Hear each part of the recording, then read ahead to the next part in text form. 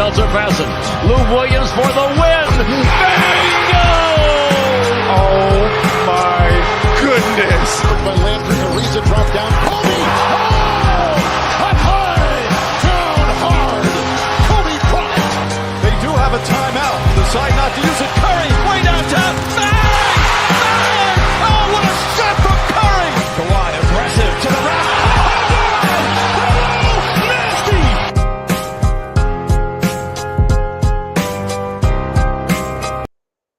What's going on, guys? Welcome to another post-game live here on Dime Dropper for the 2024-25 NBA season. Before we get started, you know the drill. Make sure you subscribe on YouTube for all things NBA, LA basketball, especially LA pro basketball. Live from Los Angeles, as always, super chats are turned on if you want to drop $1 or a dime. Any donation is appreciated. We got Clippers, Bulls tonight in Los Angeles. Game didn't actually take place in Los Angeles, though, but as far as Lakers or Clippers, my Clippers getting back in the win column, snapping a 3-game losing streak with the win against the Chicago Bulls at the United Center, 122-117. We're now 2-3 on the road trip, and man, this was not the most pleasant game to watch. I will say the first half was incredibly frustrating. It was a roller coaster of a game for James Harden in particular, who ended up icing the game with the huge step back 3. But my God, he had some moments in this game where I literally was like, I cannot wait till this game is good. I cannot wait till this is over. Like, James Harden and Kawhi, they play methodically. Let's put it that way. But at the end of the day, we got the job done. Man, where do I even begin? I guess we'll start with Kawhi because he came back, right? And that's what I was watching. In the first half, we did not give Kawhi the ball like that, especially in the first quarter. He shot 3 times in the first quarter and was 2 for 3. And it just feels as though we are still, at least in the first half, this is just the way we came out. We were not playing through Kawhi. We're still treating this like James Harden is the number one option. And he is the main ball handler, but he is not the number one option. And at some point, we need to slowly become a Kawhi team. You know what I'm saying? James has done his part, but James also has to let go. He needs to let Kawhi do it. He can't. So what I'm saying is first quarter, way too much Harden ball. The first half, James was terrible. He was literally dribbling all over the place, doing nothing, just dribbling in play, shooting step backs, bricking, turning the ball over, not playing defense at all, just sitting in no man's land and help.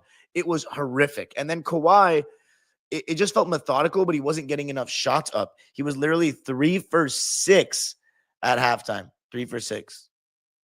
So, yeah, ended at what? 6 for 14. So, yeah, 3 for 8 in the second half. My takeaway going into the half was we're not playing through Kawhi enough. And then the first 6 possessions of the second half, we go to Kawhi Leonard and we get good shots. We get James Harden with a wide open 3 off a Kawhi double team. We get him getting into his mid-range, and the Bulls called a timeout. So that was really good to see. Kawhi Leonard was on some sort of minutes restriction. I believe the number was likely 32. I haven't heard any of the post-game chatter. He ended at 33 minutes, but we pulled him with like 3 minutes left, and it was on James Harden and the fellas to get the job done, and they did. And James Harden's 20-point third quarter was the big difference. That's why I did not give him player of the game at Locked On. I said it was Amir Coffey for me. So I'll talk about the bench in a sec, but you can say James Harden was the player of the game. He made the big shot. He had a 20-point quarter. And I think the big thing with James is he plays the hard way. He's always played the hard way, which is on ball all the time, all eyes on me, creating from the top of the key, creating from behind the 3. But when he can just shoot that catch and shoot 3 without hesitation, it really helps him and makes things easier for him. And I thought in that third quarter, he had a really quick trigger playing off of guys like Bogies, Ben Simmons, and Kawhi. And he started catching fire, and he ended up shooting 7 for 14 from 3 in the game. So really good three-point shooting game from James. Honestly, a very good shooting game if you consider what his shooting splits are this season. He was 9 for 20 from the field, 7 for 14 from 3, 5 for 5 from the foul line, and had 30 points, 2 rebounds, 6 assists, 1 steal, 1 block, 6 turnovers in 36 minutes of play. Our leading scorer and our leading minutes getter and our leading minutes getter. James continues to produce.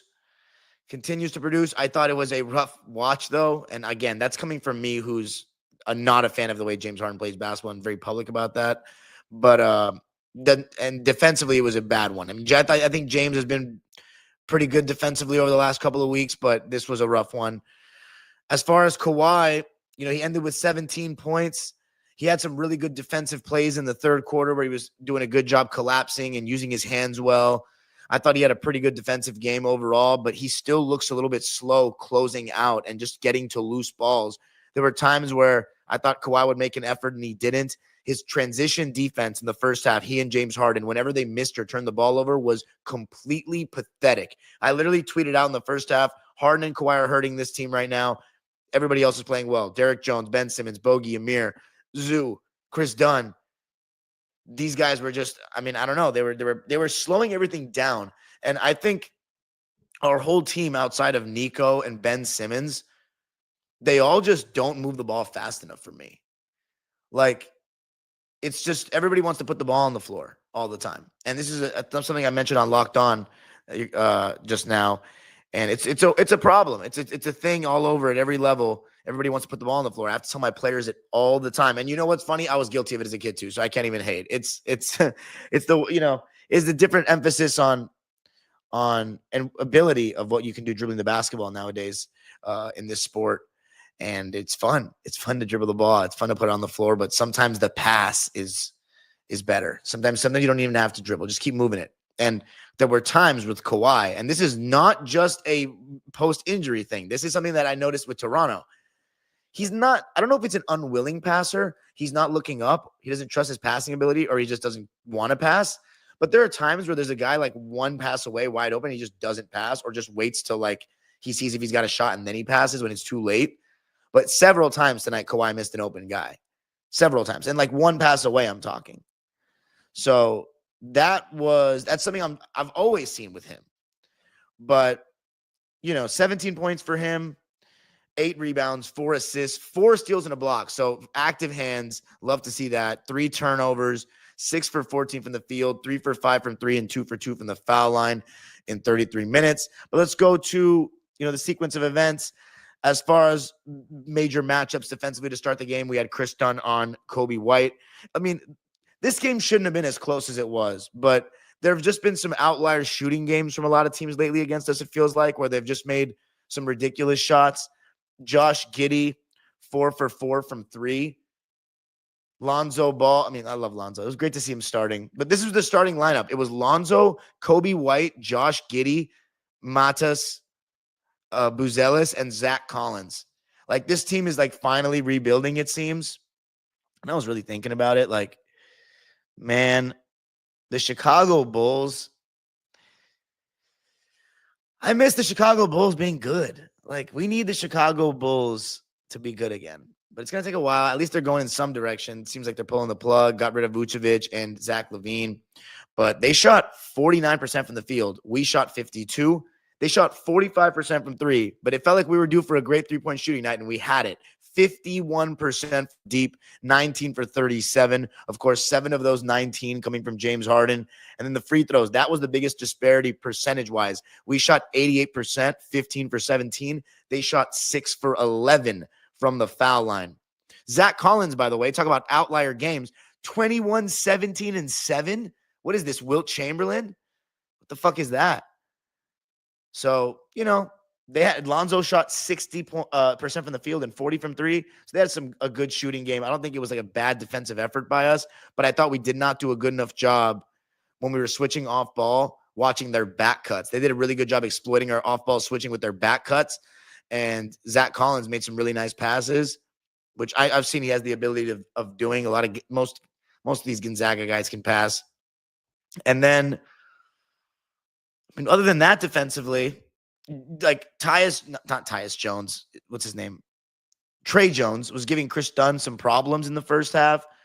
But overall, nothing crazy. Zubats in drop coverage most of the game. A lot of late switching where they would snake the pick and roll, go back outside. Zubats would switch onto the guard. Nothing too bad on that end.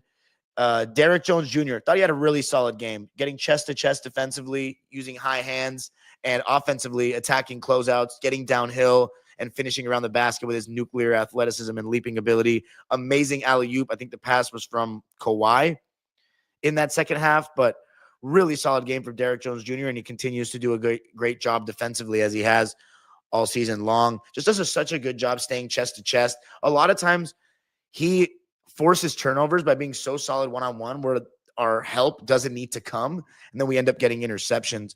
So really solid stuff there from Derrick. 16 points, 4 rebounds, 1 assist, 1 steal, 1 block, and no turnovers in 23 minutes of play. He shot 6 for 9 from the field, 2 for 5 from 3, and 2 for 2 from the foul line. 66, 40, 100 splits. We will take that, Derrick Jones Jr. Solid game for him. But our bench, this is where I felt we really were good. The bench. We outscored the Bulls 31-26 in the first. And if you look at our starters, they were all in the plus minus. Hey, this is not true that I didn't grow up with the Chicago Bulls being good. My first year, Adam, watching the Chicago Bulls was 2006. They had a valiant fight against the Miami Heat in the first round. I remember where I was for game 1. Hint, I was in the car going to Clippers Nuggets game 1 against the Nuggets. Oh, I already said that. Game 1 against the Nuggets. And then I remember watching the highlights on SportsCenter. But I liked Ben Gordon and Luol Deng. The next year, they swept the Heat and then lost to the Pistons. That was my peak of my Bulls love because my mom went to school in Chicago and went to college there. So I've always had a soft spot for that city, and I really, really like it. I went in 2010, loved it. It's my second favorite city in America. Outside of Amherst, Massachusetts, of course. That's not really a city. That's a college town. And then the Bulls with Derrick Rose. So honestly, they were good. They were a playoff team like my whole life until the Jimmy Butler trade. That's when they started sucking. Because 2011, 2010, 09, they had, in my opinion, to this day. Oh no, I'd never seen the Bulls win a championship. But I was talking about just being competitive, because even though the Bulls have never won a championship, I was born a couple months after MJ's shot against Byron Russell. I just missed that the Bulls are an iconic organization because of Jordan. And, it's nice to see a big market team like the Bulls, in my opinion, be good and competitive. And they just haven't been competitive. Like, we haven't had big games at the Madhouse in a while. So, yeah, but our bench, Ben Simmons, Amir Coffey, got that little light-skinned lefty duo with those two, really linking up great. And especially because the way Ben Simmons wants to play is pushing pace, getting out and running, the hit-ahead pass. Amir Coffey, really good leaking out, solid in transition, as we've seen in the years that we've had him, or should I say his whole career, because we've had him his whole career. But Ben, I just thought the offense, it's such an interesting contrast with James Harden and Ben Simmons, because James Harden ball is going to be more efficient. It's much better offense because it's James Harden versus Ben Simmons, but it's going to be a lot more stagnant, a lot more ball pounding, a lot more pick and roll, whereas Ben Simmons is going to try to quickly come up the floor, pitch, maybe go screen away, or maybe go set a screen, flow into a pick and roll. It's going to be a little bit more of the ball popping because he doesn't have that on-ball creation. So you started to see Amir Coffey benefit off that a lot. And that right wing three that Amir Coffey made when James Harden was getting loaded up on, that was just a tough shot. And that set a nice tone for him, because he's been struggling with his 3-ball on the road. Had a really good game, even was hitting turnarounds. He hit that pull-up late in the shot clock in the fourth quarter. I mean, the Brewmaster was amazing. And we've been hearing a lot of these people on Twitter, a lot of people that I actually have respect for, talking way too much shit about Amir Coffey, because now that Terrence Mann's gone, they want to hate on the other homegrown kid. I don't get it. I really don't get it at all. Amir Coffey's outperformed what we've expected of him, or in his role for me. His performance tonight was fantastic. I love the link up between him and Ben Simmons, especially we saw that Norm curl, but with Amir getting to his left hand. in that first half. That was some really good stuff. And then Bogey, his best game yet as a Clipper for me. Not forcing the issue, doing a solid job defending one-on-one because, of course, we're switching 1 through 4. And when we go small in the second half, we didn't play Drew Eubanks, so we went switching 1 through 5. Everybody then has the responsibility to have to guard. Bogdanovich, he's not the best in the world, but he's trying out there. And I thought he did a good job getting some stops, forcing some misses. And the 3-ball was falling for him tonight. So that was really great to see. He ended up closing the game. He, Amir KAWHI, and Ben Simmons were just fantastic. And then Nico coming in defending. So you love to see that. Like a lineup with KAWHI, and Harden out was doing great for us. So that was awesome to see. So, yeah, shout out to Amir KAWHI. Ben Simmons, I've really liked the Ben Simmons experience so far. And there are times where he doesn't look at the basket, but there are also other times where he's trying to get downhill. He's initiating some contact. He took that turnaround jump hook and that turnaround fade today, got 4 points, 4 out of his 6 points off of that. So that was awesome to see. Drew Eubanks played 4 minutes in the first half, and his hands looked so shaky. Got those Kwame hands, but he was working hard, dove for a loose ball, finished 2 buckets around the rim. He was 2 for 2 in 4 minutes with 4 points and 3 boards to go along with a block and a turnover. We went up 12 in that second quarter and then started missing and turning it over and being lazy, and they got back in it. I talked about our transition D. I talked about Kawhi not touching the ball enough, but I thought Chris Dunn was doing a solid job getting in the lane, making some plays. Derrick Jones Jr., if it's Zubac's finishing around the rim. But you know what really threw us off our game was that zone they went to, that matchup zone. A lot of times it started in a 2-3 look, and then they would end up going to a man mid-possession. And I think one thing that I hate about NBA teams and their approaches to zone is that they don't have a guy in the high post every play. I don't understand not having a guy in the middle of a zone every time down the floor. I think they still try to flow into pick and rolls and pick and pops, but I think to beat a zone, especially against NBA length, you got to get the ball moving. Kawhi Leonard is the most ideal person to put in the high post, and every time we did put him in the high post, he made some good reads. There was one pass he made to the strong side corner for a wide open shot. There was another one he dumped it down to Zoo. I think ideally Kawhi in the high post, Zoo in the dunker spot is the way to go, or Zoo in the high post, Derrick Jones Jr. in the dunker spot so he can go up for lobs with Kawhi and, whoever else on the wing. But Kawhi in the high post was getting us good looks. Every time a team goes zone, for me, Kawhi in the high post or Zoo in the high post every single time. And we forget that pick and roll, because Kawhi can turn and face in that high post or just turn and shoot. But if they then do what they were doing, which was once that pass is made and gets beneath a certain point, they go to the man. Everybody guards the closest person to them. Kawhi Leonard, isolation at the nail or at the foul line, whatever you want to call it, is an advantageous situation for us. So I think that's what, we need to do that going forward. But yes, let's see. Second quarter, the Bulls outscored us 34-28. By the way, I will get to the comments at the end. I see everybody's comments. Super chats are turned on if you want to drop $1 or a dime. If you do get a super chat, I will answer it mid-live. Second half, as I mentioned, came out giving the ball to Kawhi frequently in the beginning of the quarter, and it led to some good things. James Harden got hot from 3, starting with the 2 right wing threes. And then Bogey hit 2 threes. Both teams were 8 for 11 from 3 in the third quarter. But ultimately, we ended up getting the job done. Shout out to Nico Batum as well. Finds a way to impact games somehow with 0 points because he plays good defense and always has active hands.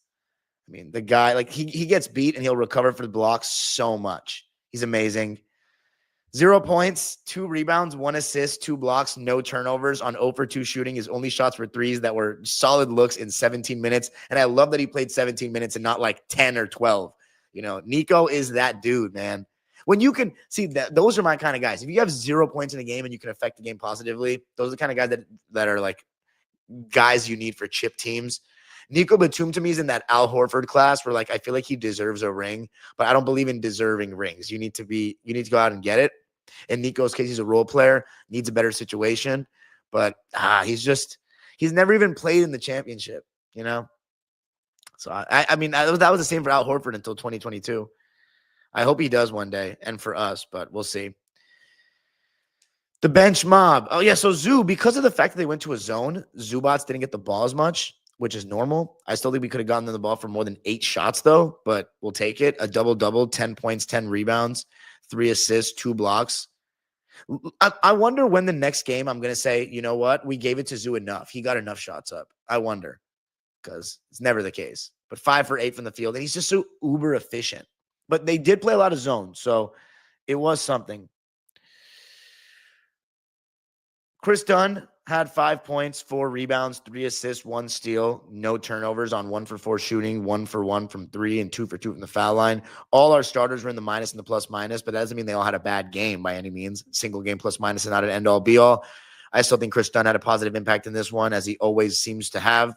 The Indiana game was like his worst game of the season, like one of the one the other day.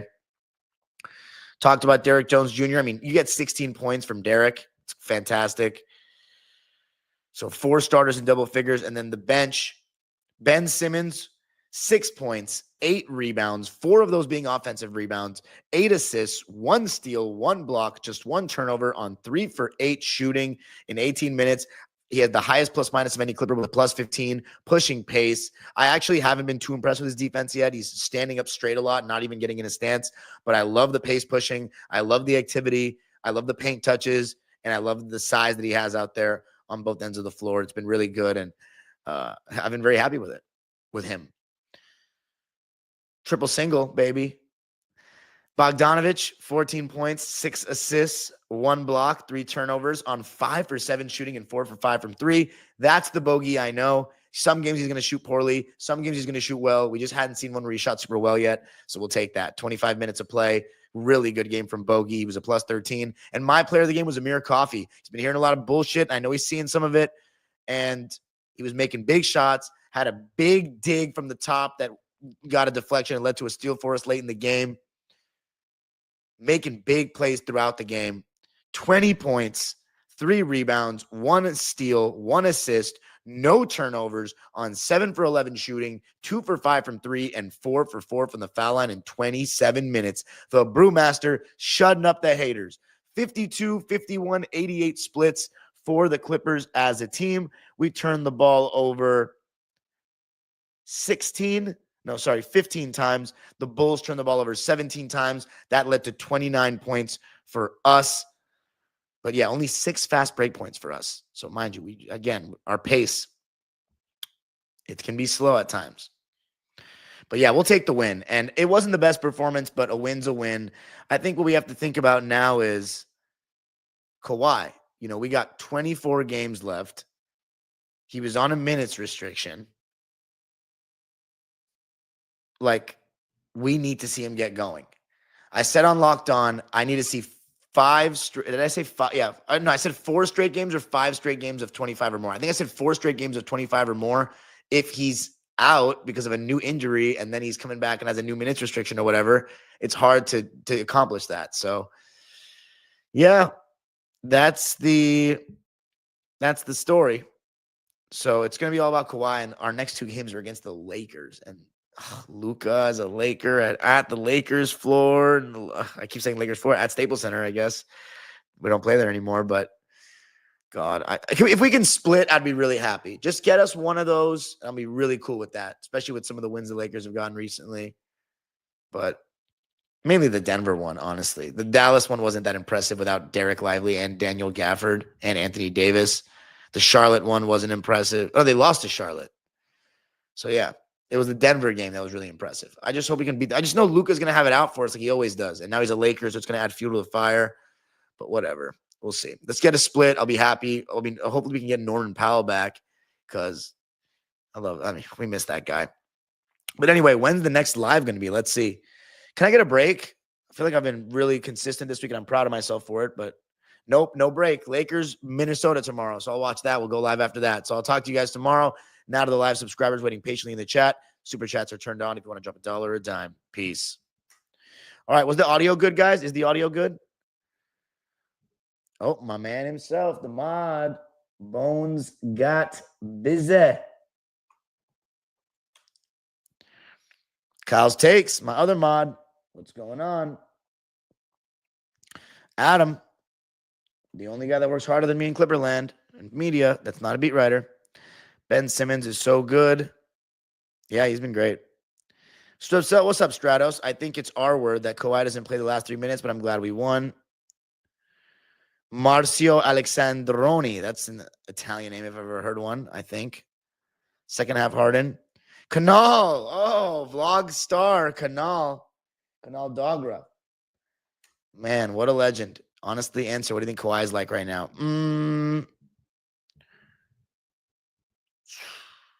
I hope it's like 70%. Ash Andrew. Who's at the game tonight? You still on here, Andrew? You still on your Ash? Like, do you think he can get back to 20? I don't know, honestly, Canal. I can't lie to you. I don't know. Kane Carter. What do you think about the Nuggets? I haven't watched them since my house burned down. I'm sorry, except for that game against the Lakers. So I wouldn't be giving you a good assessment. But if I was to talk about them before, I think the Westbrook move has worked out really well for them. I think he still has his flaws. Jamal Murray started the year really, really badly, but I've heard he's been doing better lately. Jokic is still looking like one of the greatest players to ever live. Without Aaron Gordon, they're nowhere near the same team, and they struggled without him. MPJ was having the best season of his career before my house burned down. I haven't checked in on that. Christian Brown's having the best season of his career. So after that sophomore slump last year, I think he's doing a lot better. But they have a lot of guys that, like the Peyton Watsons, the Zeke Naji, I don't think they get enough from them. P-Watt had some good defensive games, though. But I don't know if they get enough from them. But that team really goes when Jamal Murray goes for me. Like, that's really what it's all about. But, yeah. They have a lot of non-shooters. Hi, Baxter. The minute restriction is making me so mad. Kawhi doesn't get to the line enough. Has he gotten to the line enough as a Clipper at all?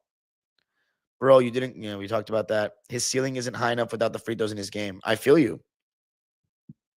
Ben Simmons as a Clipper has recorded 22 assists and only 2 turnovers. Wow. Maybe your boy Harden should learn, huh? Zach, come on, buddy. Don't be doing all that.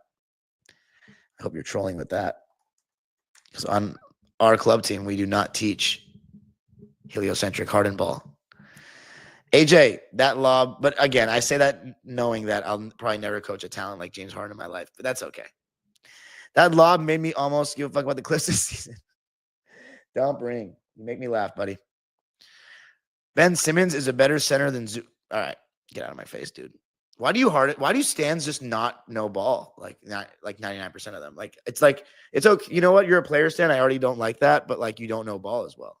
Spot up shooting James Harden is what we need more of. I agree. Tell that to James Harden. You know, honestly, yeah, facts. I think the coaching staff probably tells him these motherfuckers are stubborn, dude. I'll watch those one day. Hey, what you know about the Bob Love, Jerry Sloan Bulls, Adam? What you know about those guys? Tom Borwinkle. See, he could stretch a little bit. Big 7-footer. There's this myth out there that Wilt only played against small centers, which is a joke. Tom Borwinkle. Can play out of him in the high post. Got a little mid-range. Bob Love. Those are an underrated team. Chicago Bulls with Jerry Sloan and Norm Van Leer. That's a name that doesn't get talked about as one of the better defensive guards of all time, Norm Van Leer. He's pretty nice. You guys watched his tape? Jerry Sloan and Norm Van Leer, that's a lockdown defensive backcourt. Check out my Jerry Sloan highlight reel. I made a Jerry Sloan highlight reel. You know what I'm saying? For the culture. Okay, I'll allow it. Because I only know about Jerry Sloan, the coach. Bruh, what's our record in those 5 games, bruh? Come on. Garden still making it harder on himself and the team trying to set up. This is Harden's team. That being said, we're fucked. I like Ben and Coffee turned up. You guys are so regular season focused. No, just the stands are. Wait, Kawhi doesn't look the same anymore. I mean, so far he hasn't looked. Harden won't win anything with this team in the playoffs, so we need to allow Kawhi to get used to being the number 1 guy instead of treating him like a role player half the time. I agree. He hasn't played enough to get to that point. Harden better than Pandemic P. Absolutely. He isn't even allowed to play the last 3 minutes. I don't think that's part of it, is it? Pandemic PG, mentally weak. Elbows Kawhi is what we have been asking for more. Yeah, remember Elbow P?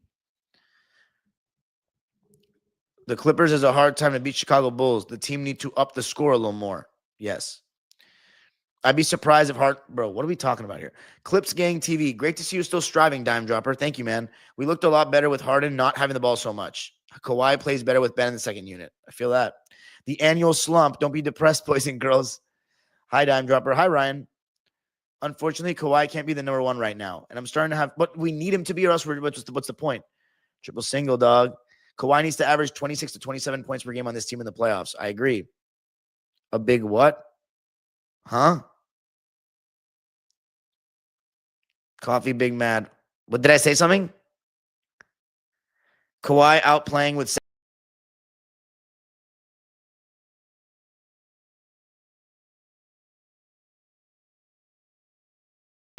Whoa.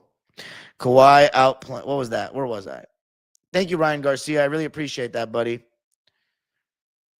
Kawhi playing with second unit is the answer. What is that supposed to mean? Oh, like playing. Okay, I see what you mean. How's everyone? Can't play Kawhi with Harden. Can't play Kawhi with Harden? He had like his most efficient season shooting-wise with him. Kawhi, while you're not healthy. Kawhi is 33 now. He already peaked. More injuries to come. Terrible contract for the Clippers. Nobody will want him in a trade either. Yeah, tell me something I don't know, man. What I'm concerned about is that we're like 20 games left and Kawhi is still not playing crunch time minutes yet. Yeah, 24 games left. Kawhi looks just fine to me. Are you serious? We need y'all to lose these games versus the Lakers. We need to take y'all 6th seed. Yeah, I got to watch the Warriors. Warriors and Suns. Those are my first 2 teams on my agenda after I get more time. Yes, it was. What do you mean? Yes, it was to what? Take Kawhi off the minutes restrictions. Go Clippers. Thanks, Ryan. From last live, give me your players in the race for clutchest players of all time. Ooh. Kobe, Jordan, Jerry West, Sam Jones, John Havlicek. I'm not putting Tim Duncan, Shaq, Steph. I know LeBron's made a ton of playoff game winners. I can name them off the top of my head, but I wouldn't put him up there for many reasons. I don't think those guys are not collectible. We're saying all time. Paul Pierce. I would put Paul Pierce up there. Reggie Miller. I don't know. It's no definitive answer. I would love to hear your guys' opinions on that.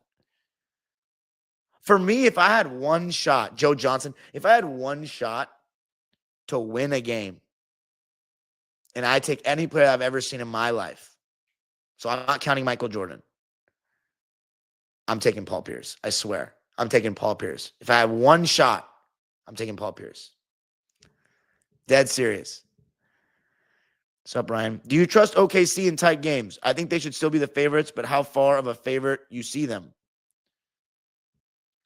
I mean, of course I trust them in tight games. They have to SGA. If the Warriors make the playoffs, who are the teams you would give us a chance to beat in round 1? Wow, you don't give yourselves a chance against Memphis? I would say Memphis. Wow, you think you can beat the Thunder? I don't think you can beat the Thunder. You think you can beat Denver? Really? I think you can beat. What about the Lakers? You don't have AD to worry about anymore. I'd say the Lakers you could beat maybe. Lakers? Who else is there? The Rockets, the Grizzlies, or a team I feel like we're not beating those. Oh. Well, really? Wow, you really think you just beat Denver and OKC? I like Simmons and Zoo. Ben Simmons is a better center than Zoo. Yeah. The rest of the teams. Yeah, I agree, Kyle. Ben Simmons played good. I love Jerry Sloan. Talk about podcast taking a break. Oh, man. I mean, dude, how great of a hate watch has this been with Paul George? I still have love for Paul George, but like he literally got the podcast off the air. Shout out to Bones Got Busy posting that clip of me in my tirade last year. Paul George, we get that shit off the air. Podcast piss. They got tired of it. He's off the air trying to focus on winning a championship. I mean, the jokes he writes the jokes himself. I'm sorry. It's insane. I'm glad you started the live earlier while we were on the road, Milan. Hopefully beat the Lakers tomorrow. Yeah. Uh-oh, what's happening? We're not playing. Oh, the Lakers are on a back-to-back when they play us, right? They playing us on Friday? It's Lakers, Minnesota, and then we play them on Friday, right? Can someone do a quick check? Ben needs to start for Dunn. No, I don't think so. Ben on LeBron tomorrow. Why do you guys keep saying tomorrow night? Are you guys in a different time zone than me? Elgin Baylor. There's not enough full games of Elgin Baylor for me to say that. Jerry West and Sam Jones. I can say this with a fact. I don't know if anybody in that time will push back on me. Sam Jones and Jerry West are the 2 clutchest players in the 60s. That's not even up for debate. They are the 2 clutchest players in the 60s. Clyde Frazier is up there as well, actually. Ray Allen. Oh, God. Come on, man. You do these stats, Adam. So now the playoffs only matters when it comes to the last 24 seconds of shots. We're talking about the last 24 seconds is the only metric of clutch. What about all the takeovers? What about all the big momentum shots? Come on, man. That's an agenda point, Adam. Come on. I wish Kawhi would shoot. So who's your number one clutch player in the history of the game? Is it? And by the way, since you're going to use that metric, it has to be that metric. We don't have that metric for everybody in NBA history. I wish Kawhi would shoot more threes. There's so many times he catches at the three and takes so long to decide what he's going to do. I agree with that. Beyond the numbers. Are you on Twitter? Is that Eric B? Beyond the numbers? Please let me know. Next comment, bro. Sorry. Is this guy that's on Twitter? Kuram Mawani, the one that lives in Dallas, is a Thunder fan. I think Warriors can beat the Grizzlies. I think that's you, right? PG fell off. No shit. I don't think we beat OKC because the number one seed. Yeah. Yeah, I'm in Florida. I feel you. Yes, back to back. Okay, good. Hopefully we get it done. Dame Lillard. Bro, last 5 minutes of game with regular season playoffs, Kobe was under 40%. So this exists for his entire career, this tracking data. And again, as field goal percentage, the end all be all. And by the way, so that last 5 minutes let me give an example. If the team is down by 3 and the other team is just trying not to foul and someone lays it in and they foul, that goes down as a clutch bucket and you have a wide open uncontested layup, that affects your field goal percentage. So I'm not taking that to the bank. I mean, you're taking is that his whole career? I still think Kobe was one of the clutchest players I've ever seen. He would take over fourth quarters. He made huge shots. He had 5 game winners in one season. In one season, he had 5 game winners. And he can get every shot off. So this data has existed for his entire career. It does, but it's not all about shot making to me. So who is it? You keep Damian Lillard's good. Damian Lillard is good. So who is it? So are we using that narrative to say that Kobe's not clutch? Is that what we're using, that narrative to say? Because that's ludicrous if that's what we're saying. I've watched the games. No stat is greater than the games that we all saw. At the end of games, there were times where he would just completely take over fourth quarters. So I can use this clip because LeBron took over the fourth quarter the other night, right? But I can use his percentage as a Laker that he's 0 for 25 or something in his last game tying or whatever to say that he's not clutch at all for the Lakers, which is not true because he's taken over games. But yeah, I don't know. Play the Kobe clip in your old intro. Let's see. What Kobe clip? Oh. Oh, yeah. I know what y'all are talking about. Gildas Alexander. Shabbat for 3. Bingo! Kobe will get it for the win. He is hard to believe. Here's Hold on, I got another one. Jackson on the drive. Kicks it out for man. Man, three-pointer. Bang! Oh, what a man! Magic down the middle, just what I thought. A hook shot at 12. Good! Here's Michael at the foul line. A shot on Elo. Good! The Bulls win! They win it! Now there's a steal by Murr. Underneath the DJ. going up over Bell. Ball away. Yes! Yes! At the buzzer. He does it. Was there ever a doubt? Was there ever a doubt, says Joel Myers, Adam. But here's my thing. Who else had, or do we have that data for, Paul Pierce? So, are we going to use that? Do we have something for Paul Pierce? He's the clutchest? I don't know. I just think he's one of the clutchest I've seen because I got to watch him every night. And, yeah, listen, I'm going to admit this. Kobe missed a ton of the last shot. A ton. But he always took it. He always got it off. He could get it off in every single way. I'm a Kobe truther, bro. I tracked all this stuff. What do you mean? You hand-tracked it his entire career? No. The numbers, remember them all. I just don't think the numbers tell the full story, though, about each shot and each context of each situation. You know what I'm saying? I think there's nothing like seeing the games. And we saw the games. And then also, by the way, that stat is not the end-all, be-all of clutch, though, to me. The whole fourth quarter matters. You know what I mean? For example, that game 7 against the Celtics that Kobe shot 6 for 24, everyone talks about. He had 8 points in the fourth quarter after having a terrible game. Terrible game in the first half. But he still had 8 points and he got huge rebounds in the fourth quarter. You know what I'm saying? So is that not clutch because it doesn't go with the statistic? That's just what I'm saying. I mean, so who is the clutchest, though, Adam? Paul Pierce? Don't say LeBron or Kevin Durant or Steph Curry, please. Because you know what LeBron does? He doesn't take some of the tough shots because he doesn't have as big of a tough shot-making bag as Kobe. He has no pull-up going to his right like that. And unless he comes to a full stop, He doesn't have a great pull-up in general. So oftentimes he either takes the 3 ball or he drives and kicks, but he doesn't, he ends up passing at the end.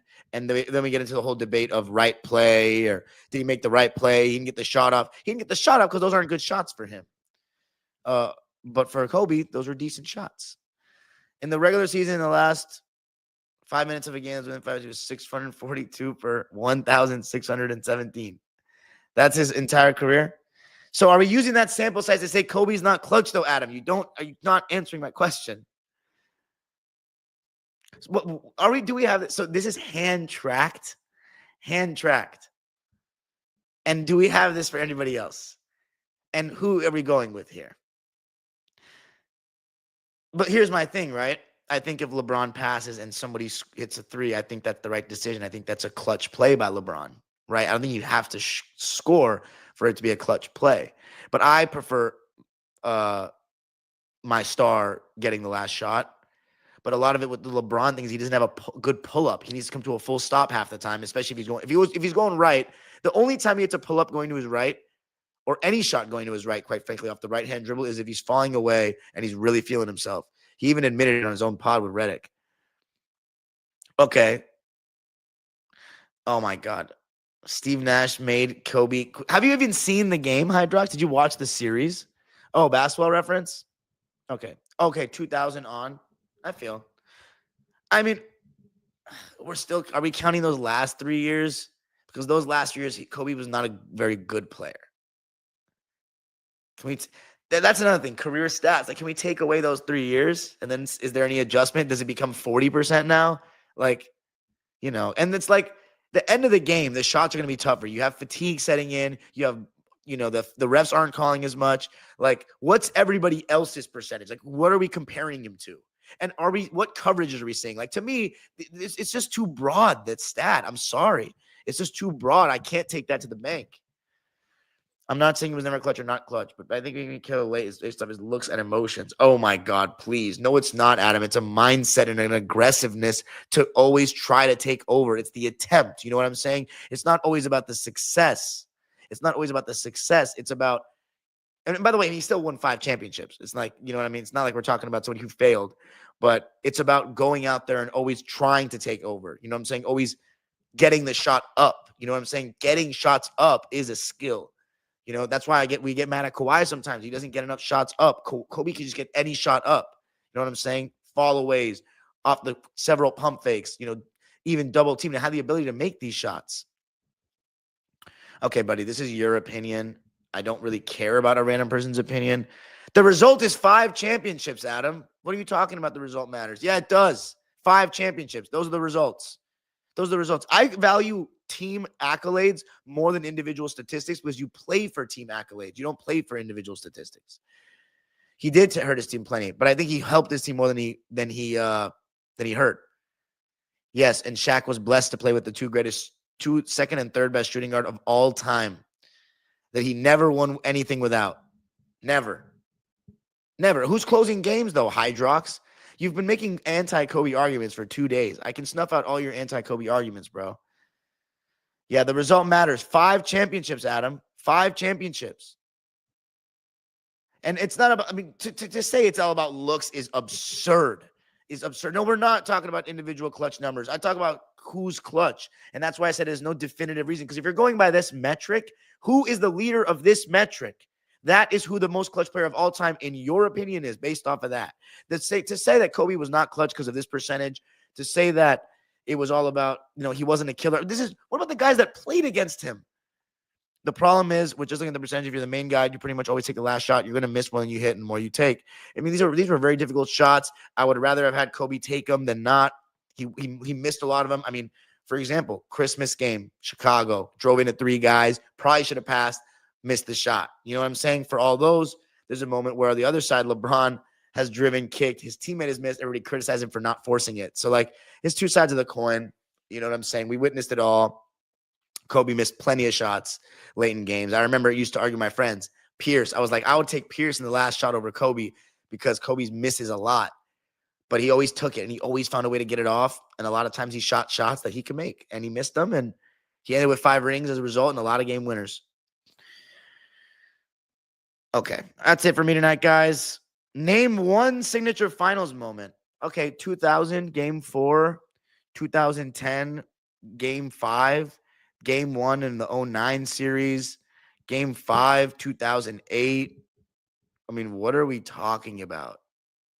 I mean, it's hard to say for the last shot, bro. I didn't say Pierce was clutcher than Kobe. I said for the last shot, I would take him. Just my opinion. I'm not saying he was never clutch. I don't think the clutch was pushed for my Sports Center and one of the next MJ. What is that supposed to mean? He had 5 game winners in one season. Yeah, but they lost that series, so I'm not as big on it. But you're right. He did make that game 2 game tying shot. And it was the reason they won that game.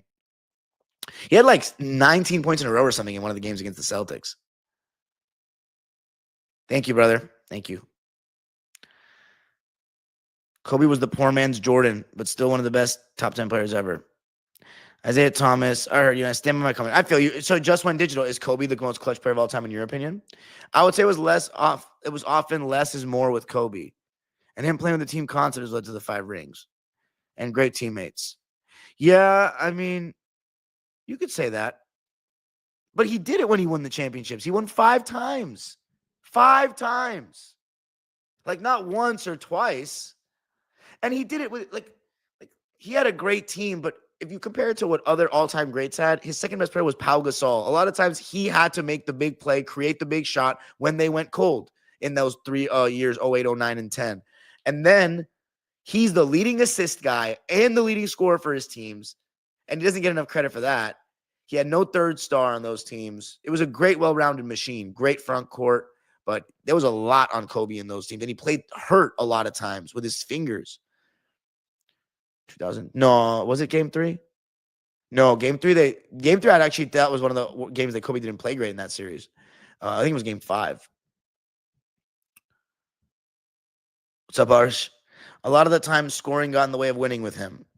I don't think it was more so than he doesn't get enough credit for when he was unselfish. Like the series against Denver in 08 when they swept them and no one talks about the fact that he just completely dismantled them with his passing and his scoring. You're acting like his career was a failure, Adam. He won more times than he lost. Like we're so critical with him. It's wild. 5 rings. 5 rings. You don't get 5 rings being selfish. What about the first 3? The reason I don't speak about this is because I didn't see him like that yet. But he won them, right? If he had just jacked him out of the series, they would have lost. And he played against, no, they were. But let's not act like he didn't play against one of the best Western conferences of all time. Every single year, 50 wins to get in it. No, he was not. He was the best player in game 7. These are ridiculous narratives. I do think it's underrated how good he was at times with Shaq. Yeah, I feel you. I remember wrecking the season, Boston, one of those finals. Yes. Oh, man. Wow. I'm going to say Chris Paul because he has 2 game winners in the playoffs. Lou Williams. Lou Williams for me. In my time watching the Clippers, Lou Williams. I miss Kobe bad, though. He was sports to me. Kobe is either overrated or underrated, never fair. I feel like I'm going to be very fair with him. I just like him more than most people because I got to watch him. He was the example of competitiveness in my city and what was greatness on a nightly basis. Yeah, I know. He was bad in 04. I'm not excusing that. Sweet Lou. Sheer skill on display. Bro, you can argue. He did. 100% did. No argument. That's a fact that he did. That's his 2011. Like LeBron 2011. That's his moment. His bad moment. Like his horrible moment. I completely agree. His ego got the best of him. No doubt. I just think Kobe from 08 to 13, honestly 06 to 13, doesn't get enough love for how complete he was. Such an underrated passer to me. Like when you actually watch him play pick and roll basketball, like how these players do now, he makes the right read like almost every time. And he was doing it with less spacing. He never played with he never played with like real stretch 4s. They did it with Antoine Jameson in 2013, and he was literally getting good shots every time down the floor. And he was playing still a lot of times with 2 bigs, and Dwight Howard's big ass just taking up the paint. Gilgeous Alexander for 3 bingo. Frank Nitti would have averaged 15 in the NBA. No bullshit. Drew Legend. I'm not saying Kobe wasn't great or something. This particular clutch stuff. Okay, but the numbers aren't everything though, Adam. Like Westbrook fans use numbers to say he's super clutch and you wouldn't trust him with the ball late. So what does that say? I feel like you're just dying on this hill, but you're still not giving me numbers for anybody else in that era, though, that you're trying to compare him to. You're not giving me who you think is the most clutch. You're just doing the anti-Kobe stuff, which always has LeBron fan undertones. Okay, that's it for me, guys. Peace. Have a great night. I think Kobe's the most skilled player ever. I'd agree, too. Who's the most clutch on the current Clippers roster? I'm going to go with Harden, honestly. I feel like I can think of Harden making more big shots throughout the course of his career than Kawhi. I'm going to be honest with you. I wouldn't trust Westbrook walking down the street next to me. Okay, stop. What the fuck is that supposed to mean? Maybe on my ass. I don't need numbers when I watch Kobe every night for 15 years. Dwayne Wade? What about him? You're the most clutch player? I'm telling you, Paul Pierce. Okay, this guy's a fucking moron, in my opinion. The numbers aren't everything, but much more than memory. I just disagree with that, honestly, because it's not just memory. You watch the games. My memory is incredible, Adam. I can name you every single team and what ranking they were from 06 onwards off the top of my fucking head right now. I bet you I can do it. And I can name you which those 5 game winners were against. I'm just saying, here's my thing, right, Adam? I will say this. Every time I go back and watch these games and think, maybe it wasn't, my memory is like, maybe it's nostalgia. Maybe it's my memory. Then I go back and see it, and I see everything I saw back then. Everything. Everything comes back to me when I see it. LeBron biting his nails on the bench. Kobe's confidence. Kevin Garnett. Paul Pierce's clutch shots. I just think my memory is special. I can't speak for everybody else. But long-term, it's great. Short-term, that's a different story. I don't even remember what I ate for lunch yesterday. But we're talking about long-term. Don't test me with that. I can go playoffs 1 through 8 every single year till right now. Off top of the dome. Off the eye test, I thought Sam Cassell was the most. Sam Cassell was right in the conversation. Yes, he was. Let's do it. I don't have all that time to close the show. 06, fine. Eastern Conference. Detroit was number 1. They played against the Bucks in the first round. Number 4 and 5 was the Cavaliers and the Wizards. The 2 versus the 7 was the Miami Heat versus the Chicago Bulls. And the 3 versus the 6 was the New Jersey Nets versus the Indiana Pacers. In the West, it was the number 1 seed was the Spurs. They played against the Sacramento Kings. They were the 8th seed. Number 2 was the Suns. They played against the Lakers. That were the 7th seed. Number 3 was the Nuggets, who won their division, but we actually had home court. We were the 6th seed. And then the 4-5 was Dallas versus Memphis. And so what I'm pretty sure the Pistons beat the Bucks in 5. The Heat beat the Bulls in 6. And then the Cavs won in 6 with that Damon Jones game-winning shot. And the Nets won in 6. Clippers beat the Nuggets in 5. First series win ever. Suns came back from 3-1, beat the Lakers 4-3. Spurs beat the Kings in 6. And then what was the other one? The Grizzlies got swept by Dallas. So then we had Spurs-Dallas, best second-round series like maybe ever. 7 games. Spurs won games. Mavs won game 7. We lost to the Suns in 7. Fuck Raja Bell. And then the East, Cavs lost to the Pistons in 7. And the Heat beat the Nets in 5 games. Heat beat the Pistons in 6 in the conference finals. Mavs beat the Suns in 6 in the Western Conference finals. And then the Heat beat the Mavs in 6. That's 06. All right, we can do it's a little tedious. I'll never forget when Kobe gave Tayshaun Prince. I remember that shit. The best time memory thing is him memorizing the 08 Celtics roster. Let's see where the Blazers in 2016-17. They were the 8th seed and they got beaten by the Golden State Warriors in a sweep, right? You think Kobe ever peaked higher than 02 to 04 Garnett? I didn't see 02 to 04 Garnett, but yes, he led his team to rings. I don't know if Garnett was like that, leading his team to rings. I don't think it's guaranteed with a better supporting cast he would have done it, but who knows? Because Pierce was the closer. Pierce was the closer on all those. Kobe closed. How many more times will Kawhi return this season? I don't know. All right, I'm out of here, bro. I'm done with this guy, Hydrox. Peace out, fellas. Have a great night.